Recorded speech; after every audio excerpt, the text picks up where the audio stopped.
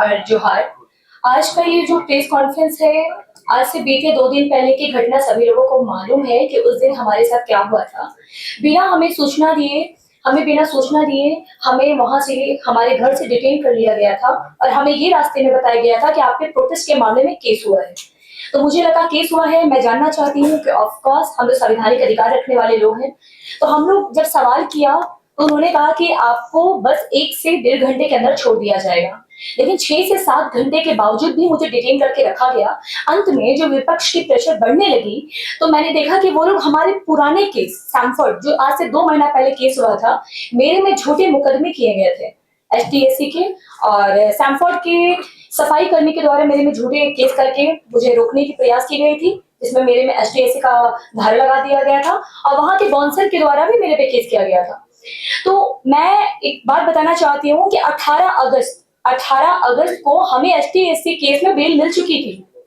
उसके बावजूद भी इन्होंने पहले देखा कि इस पे कोई और मुकदमा तो नहीं है, तो वो 285 कांड संख्या 285 कांड संख्या के अंतर्गत मुझे कहें कि मैंने आपको इसलिए उठाया।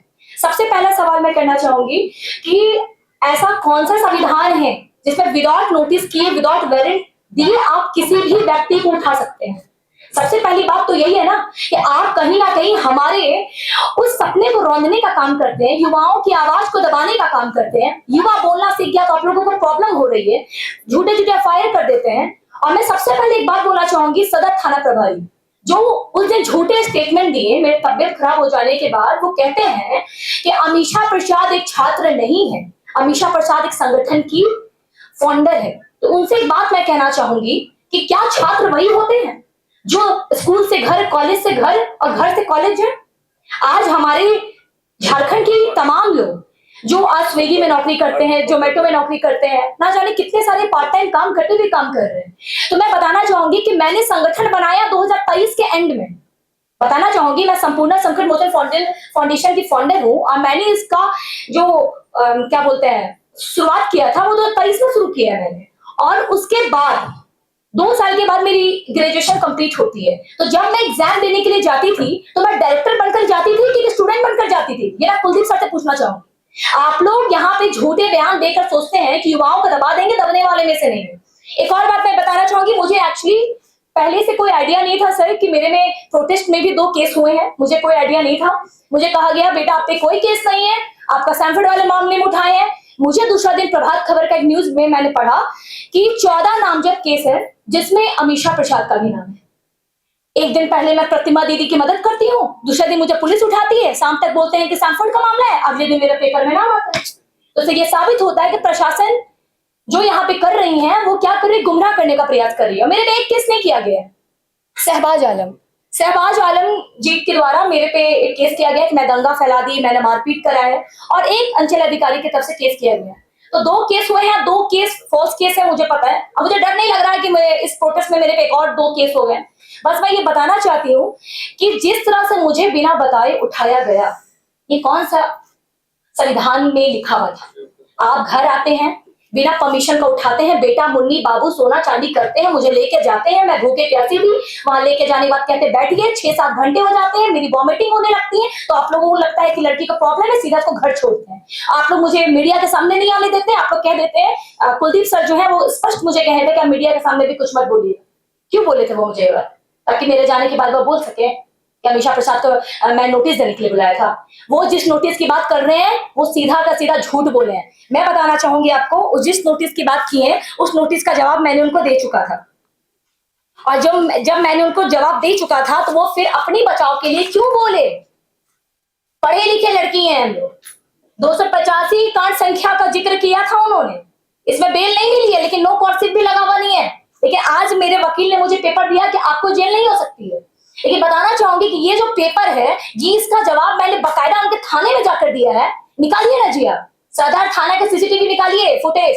अमीषा प्रसाद महिलाओं के साथ गई थी किलिंग। मेरे कार्यकर्ता यहाँ मौजूद है, किरण जी जो हमारे संगठन के अध्यक्ष है। हम लोग 5 लेडीज गए थे वहां पे, मेरे मिला के 5 थी। अब बताइए कि जब मैं जाके जवाब दी तो किस आधार पर आपने झूठा बयान दिया पूरा मीडिया के सामने? मतलब चौथे स्तंभ का आप इस्तेमाल कर गलत तरीके से कर रहे हैं। आप सोचते हैं कि युवा तो चली गई घर, तो कर डर गई होगी, वो तो बोलेगी नहीं, इसलिए हम झूठा बयान दे रहे हैं। वाह वाह कुलदीप सर, बहुत बढ़िया। आपने ये दिखा दिया कि आप जो वर्दी पहने हैं शायद उसकी गरिमा को आप लांघने का प्रयास कर रहे हैं। सबसे पहली बात मैं बोलना चाहूंगी कि हमारी लड़ाई यहाँ की सरकार से, हमारी लड़ाई किसी भी पार्टी से नहीं है।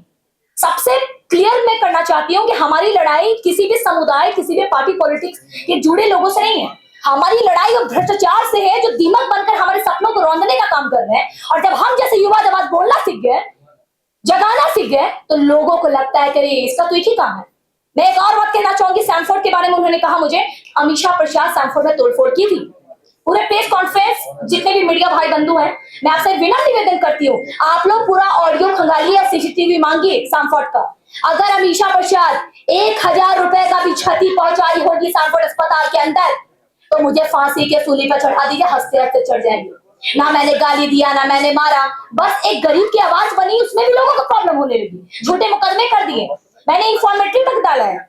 मुझे ये लोग जान से मारने की धमकियां दे रहे हैं। सोशल मीडिया में मुझे बोलते हैं कि तुम आदिवासियों के खिलाफ हो, के बोलते हैं कि तुम हिंदू मुस्लिम करवा रही हो, बोलते हैं तुम बीजेपी की हो। अरे यार कौन तरीका है? कुछ बोलता तुम कांग्रेस तुमको करवा रहा है ये सब। हम लोग को अधिकार नहीं है क्या भैया कि हम लोग अपनी आवाज को रखें? हम लोग नेता हो जाते हैं, अपनी तकलीफ को नहीं बता सकते। जेपीसी जेसीसी में हम लोग किसको टारगेट कर रहे हैं? किसको टारगेट करे? को बता देना कि कभी को माननीय मुख्यमंत्री जी के बारे में गलत शब्द बोले हैं, कभी किसी समुदाय को लेकर हम लोग टिप्पणी की है। हमारा इतना अच्छा पीसफुल प्रोटेस्ट रहा जो पूरे भारत के कोने कोने तक गया कि आखिर पीसफुल प्रोटेस्ट करना सीखना है तो झारखंड की युवाओं और झारखंड के छात्रों से सीखो। उसके बावजूद भी आज हमें टारगेट किया जाता है कि अरे ये लोग तो दलाल लोग, अरे ये तो उसको भेजा है, पैसे खा के बोल रहे हैं। हम लोग क्या नजर आ रहे हैं? अपनी बात को रख नहीं सकते। बीएनएस के प्रावधान का ये लोग उल्लंघन किए कि मुझे बिना अल्टीमेटम दिए, मुझे बिना नोटिस किए ये मुझे उठा के लेके गए। और एक और बात, वो तो आराम से बोल दी मेरे जाने के बाद कि अमीषा प्रसाद तो पूछताछ के लिए बुलाए थे। कोई पूछताछ नहीं हुई थी मेरी। ऐसे यहाँ पे कुलदीप सर जी बैठे हुए थे, मैं यहाँ बैठी हुई थी। जब वो सीधा मुझे बोलने के लिए लगे कि हाँ आपको इसलिए बुलाए ना क्योंकि सैमफोर्ड के बारे में आप सोशल मीडिया में कुछ कुछ बोल रहे। मैंने बोला कहाँ दिए हैं, कहाँ बोले? और जो वीडियोग्राफिंग कर रहा था जब हम बोलना शुरू किए तो वो रोक दिया। क्यों रोके? बीएनएस के प्रावधान में है कि आपको वीडियोग्राफिंग करनी चाहिए कि आपने क्या पूछताछ किया एक महिला के साथ। आपने तो उल्लंघन कर दिया ना। कानून को मानने वालों की आड़ में कानून का यहाँ पे दिन भर लेक्चर देने वाले लोग खुद कानून को नहीं मानते हैं। और जब हम युवा बोलना सीख गए, जगाना सीख गए, तो आपको मेरे से प्रॉब्लम होने लगी। इसलिए आज प्रेस कॉन्फ्रेंस हम लोग रखे थे क्लैरिफाई के लिए। और सबसे बड़ी बात है कि जेपीएससी और जेएसएससी जैसे जिसके लिए हम लोग दिन रात प्रोटेस्ट किए, ना जाने हम लोग एक आभार यात्रा भी निकाले, माननीय मुख्यमंत्री जी को धन्यवाद दिए, आदरणीय राहुल गांधी जी को धन्यवाद दिए कि आपकी गठबंधन की सरकार है सर, आप हमारी बातों को सुनिए। लेकिन आज क्यों मजबूर हुए लोग? आज क्यों मजबूर हुए लोग जो पुतला दहन पे आ गए थे?